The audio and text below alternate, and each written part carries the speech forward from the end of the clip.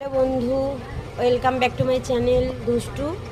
আমি দুদিন ভিডিও ছাড়তে পারিনি কারণ এই যে দুষ্টুর গোটা মুখে দেখো তোমরা, এরম ঘা হয়ে ফুলে গেছে, কিছু খাচ্ছে না, পুরো এই দেখো রোগা হয়ে গেছে দুষ্টু। ও নিচেও ঘুমাচ্ছে না, ওপরে চলে আসছে 14বার। আর একটু বেশি খেলাধুলাও করছে না, চিল্লাচ্ছে না, কিছু করছে না। তোমাদের যদি কারো জানা থাকে যে এই ইনফেকশানটা কী কারণে হয়েছে তাহলে প্লিজ কমেন্ট করে জানিও। কমেন্ট করলে ঘরোয়া পদ্ধতিতে আমি কিছু একটা করতে পারি।